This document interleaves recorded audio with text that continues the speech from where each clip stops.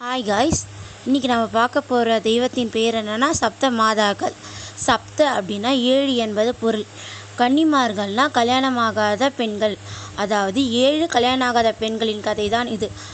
அவர்கள் பிரம்மி, கௌமாரி, மகேஸ்வரி, வைஷ்ணவி, வராகி, இந்திராணி, சாமுண்டி. இதுதான் அவர்களின் பெயர். ஒவ்வொரு பெண்களும் ஒவ்வொரு தெய்வத்தால் உருவாக்கப்பட்டவர்கள். பிரம்மன் பிரம்மியையும், சிவபெருமான் மகேஸ்வரியும், இந்திரன் இந்திராணியையும், விஷ்ணு வைஷ்ணவியையும், முருகன் கௌமாரியையும், வராகமூர்த்தி சித்தர் வராகியையும், யமன் சாமுண்டியும் உருவாக்கினார்.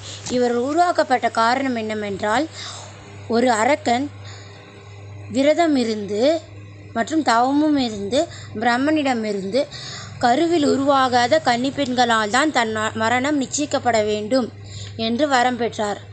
அதேபோன்று இவ்வேழு கன்னிகளும் கருவில் தரிக்காமலே இறைவனால் உருவாக்கப்பட்ட கன்னிப்பெண்கள்.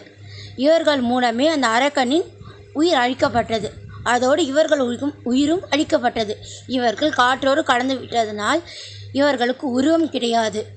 இவர்களுக்கு சில கோயில் மட்டுமே உள்ளது தனியாக. அக்கோயிலில் இவர்களுக்கு உருவ சிலை இல்லை.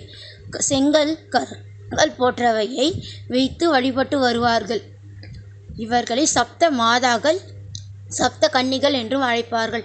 இவர் பல குடும்பங்களில் குலதெய்வமாக வழிபட்டு வருகிறார்கள். நன்றி. உங்களுக்கு வேறேதும் தகவல் வேண்டுமென்றால் கமெண்ட் பாக்ஸில் கூறவும்.